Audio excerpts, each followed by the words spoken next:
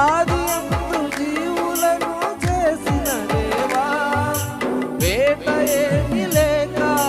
ఉడత కలుగుగాకని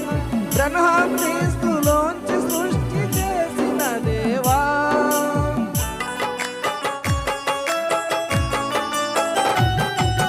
పక్షి కలుగుగాక మృగము కలుగుగాకని